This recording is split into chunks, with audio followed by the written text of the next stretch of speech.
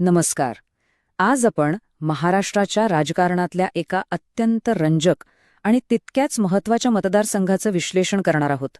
तो मतदारसंघ म्हणजे कोल्हापूर उत्तर. हा आहे कोल्हापूर उत्तर मतदारसंघ. राजकीय विश्लेषक याला स्विंग सीट म्हणतात. स्विंग सीट म्हणजे काय? म्हणजे इथलं राजकीय वारं कधीही कुठल्याही दिशेनं वाहू शकतं. इथले मतदार एका निवडणुकीत एका पक्षाला भरभरून मतं देतात, तर पुढच्याच निवडणुकीत चित्र पूर्णपणे पालटून टाकू शकतात. तर या मतदारसंघाला समजून घेण्यासाठी आपण एका विशिष्ट चौकटीचा वापर करणार आहोत. आधी समस्या काय आहे ते पाहू, मग त्याचं निदान करू आणि शेवटी त्यावर उपाय काय असू शकतो याचा एक आराखडा मांडू. चला तर मग हा प्रवास सुरू करूया. तर सगळ्यात आधी कोल्हापूर उत्तरचं कोडं आहे तरी काय? का हा मतदारसंघ इतका महत्त्वाचा आणि अस्थिर मानला जातो? या मतदारसंघाचं वैशिष्ट्य म्हणजे इथं विजयाचं गणित कधीच स्थिर नसतं.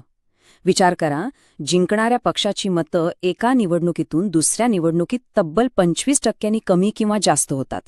यावरून एक गोष्ट अगदी स्पष्ट होते, इथले मतदार खूप जागरूक आहेत, पण ते कोणत्याही एका पक्षाशी किंवा विचारधारेला कायमचे बांधलेले नाहीत. आणि म्हणूनच प्रत्येक निवडणुकीत इथं मोठी चुरस पाहायला मिळते. आता राजकीय समीकरणांच्या पलीकडे जाऊन आपण जमिनीवर उतरूया. ज्या मतदारांच्या मतांवर हे सगळं राजकारण अवलंबून आहे, त्यांच्या मनात नेमकं काय चाललंय, त्यांचे प्रश्न काय आहेत हे समजून घेऊया. कारण विजयाची खरी किल्ली इथेच दडलेली आहे. आणि लोकांच्या मनात काय आहे हे या एका वाक्यात अगदी अचूकपणे मांडलंय. इथल्या मतदाराला राष्ट्रीय राजकारणात काय घडतंय यापेक्षा आपल्या गावात, आपल्या गल्लीत, आपल्या घरात काय बदल घडतोय यात जास्त रस आहे. ही आकडेवारी बघा. शेतकऱ्यांचे प्रश्न, तरुणांमधली बेरोजगारी, वाढती महागाई हे फक्त काही मुद्दे नाहीत, तर या लोकांच्या मनात धुमसणाऱ्या नाराजीचं प्रतिबिंब आहे. ही नाराजी कोणत्याही सत्ताधारी पक्षासाठी एक मोठा धोका ठरू शकते, कारण हीच नाराजी निवडणुकीत मोठ्या बदल्यांना कारणीभूत ठरते. बरं, आता या भावना आणि तक्रारींना आपण थेट आकड्यांच्या चष्म्यातून पाहूया, कारण राजकारणात शेवटी आकडेच बोलतात. ते आपल्याला एक स्पष्ट दिशा दाखवतात. 2019च्या आकडेवारीनुसार या मतदारसंघाची मतदार संख्या आहे 2,86,265. हा एक मोठा मतदारसंघ आहे, जिथे प्रत्येक मताला महत्त्व आहे. आणि महत्त्वाचं म्हणजे इथं मतदानाची टक्केवारी सातत्याने 60% वर राहिली आहे. यावरून दिसतं की इथले नागरिक राजकीय प्रक्रियेत किती सक्रियपणे भाग घेतात. ते जागरूक आहेत आणि आपलं मत व्यक्त करायला पुढे येतात. 2019मध्ये काँग्रेसने मिळवलेली ही मतांची टक्केवारी एक महत्त्वाचा टप्पा आहे. तब्बल 52%. याच आकड्याच्या आधारावर आपल्याला पुढच्या काळात झालेले राजकीय बदल तपासावे लागतील. आता हा डॅशबोर्ड बघा. इथेच या मतदारसंघाचं सगळं रहस्य दडलेलं आहे. विशेषतः काँग्रेसच्या मतांची टक्केवारी पहा. 2014मध्ये फक्त 27% आणि अवघ्या 5 वर्षात 2019मध्ये हाच आकडा थेट 52%वर जातो. ही जी 25%ची प्रचंड मोठी उडी आहे, हीच या मतदारसंघाची खरी कहाणी सांगते. लोकशाहीमध्ये प्रत्येक नागरिकाला माहितीच्या आधारे आपलं मत बनवण्याचा आणि ते निर्भीडपणे व्यक्त करण्याचा अधिकार आहे.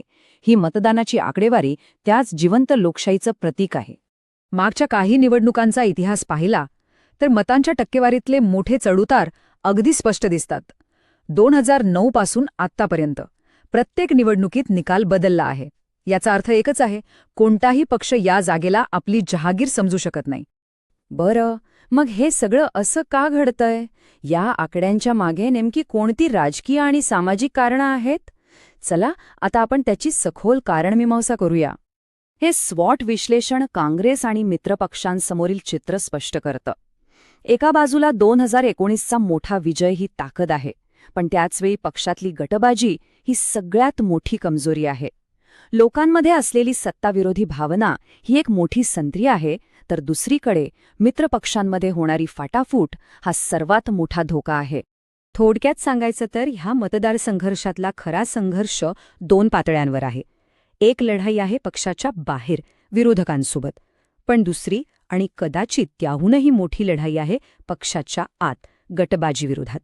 ही अंतर्गत लढाई जिंकल्याशिवाय बाहेरची लढाई जिंकणं जवळजवळ अशक्य आहे. आता आपण पाहूया की या राजकीय रणांगणात कोण कोणती शस्त्र वापरतं. पहिला दृष्टिकोन आहे भाजप आणि एनडीएचा. त्यांची रणनीती राष्ट्रवाद, हिंदुत्व आणि मोठ्या विकास प्रकल्पांवर आधारित असते. या मुद्द्यांवर ते शहरी मतदारांना आकर्षित करण्याचा प्रयत्न करतात. याच्या अगदी विरुद्ध काँग्रेस आणि महाविकास आघाडीची रणनीती ही पूर्णपणे स्थानिक मुद्द्यांवर केंद्रित असते. ते शेतीचे प्रश्न, बेरोजगारी आणि स्थानिक विकासाचा वचननामा देऊन थेट एनडीएच्या राष्ट्रीय मुद्द्यांना आव्हान देतात. आणि तिसरा, जो सगळ्यात महत्त्वाचा दृष्टिकोन आहे, तो म्हणजे खुद्द मतदाराचा. मतदाराचा प्राधान्यक्रम अगदी स्पष्ट आहे. त्याला नोकरी, पिकाला योग्य भाव, पिण्यासाठी स्वच्छ पाणी आणि महागाईतून दिलासा हवाय. जो पक्ष या प्रश्नांची ठोस उत्तरं देईल, मतदार त्याच्या बाजूने उभा राहील. ठीक आहे, आत्तापर्यंत आपण समस्या काय आहे हे पाहिलं, तिचे निदानही केलं. आता आपण विश्लेषणाच्या शेवटच्या टप्प्याकडे वळूया. म्हणजेच यावर उपाय काय, विजयाचा मार्ग कसा तयार करता येईल. ही एक 90 दिवसांची 5 टप्प्यांची शिस्तबद्ध योजना आहे. यातला प्रत्येक टप्पा महत्वाचा आहे, पण या सगळ्याचा पाया आहे पहिला टप्पा, मूल्यांकन आणि एकीकरण. म्हणजे आधी घरातले वाद मिटवा, सर्वांना एकत्र आणा आणि मगच बाहेरच्या लढाईसाठी सज्ज व्हा. हा पाया पक्का असेल तरच पुढची इमारत उभी राहू शकते. आजच्या काळात जमिनीवरचं काम जितकं महत्वाचं आहे, तितकंच महत्वाचं आहे डिजिटल माध्यमांवरचं काम. व्हॉट्सॲप, फेसबुक, यूट्यूब यांसारख्या साधनांचा वापर करून मतदारांपर्यंत पोहोचणं आवश्यक आहे. पण हे करताना एक गोष्ट लक्षात ठेवणं खूप महत्वाचं आहे. मतदारांची माहिती, त्यांचा डेटा हा अत्यंत संवेदनशील असतो. त्याचा वापर जबाबदारीने आणि लोकांच्या गोपनीयतेचा पूर्ण आदर करूनच झाला पाहिजे. भारतातल्या कायद्यानुसार त्यांची स्पष्ट परवानगी घेणं बंधनकारक आहे. आता आपण या विश्लेषणाच्या समारोपाकडे आलो आहोत. एक गोष्ट आपण सर्वांनी लक्षात ठेवली पाहिजे. निवडणूक जिंकणं हे अंतिम ध्येय नाही, ते एक साधन आहे. खरं ध्येय आहे लोकाभिमुख आणि प्रभावी प्रशासन देणं, ज्यातून लोकांच्या जीवनात खरा बदल घडेल. आणि मग शेवटी हाच प्रश्न उरतो. कोल्हापूर उत्तर आपल्याला जो धडा शिकवतंय, तोच धडा वापरून राष्ट्रीय राजकारणापलीकडे जाऊन स्थानिक मुद्द्यांवर आणि खऱ्या प्रशासनावर लक्ष केंद्रित करून भारतातल्या अशा अनेक चुरशीच्या जागा जिंकता येतील का? हा खऱ्या अर्थाने एक नवीन राजकीय आराखडा ठरू शकतो का, यावर विचार होणं गरजेचं आहे. जर तुम्हाला लोककेंद्रित नेते बनायचे असतील आणि तुमच्या मतदारसंघाचा विकास करायचा असेल तर blueprintstrategies.ai शी mgr@theblueprintstrategies.ai वर संपर्क साधा किंवा 08042041602 वर कॉल करा. राजकारणापलीकडचा उद्देश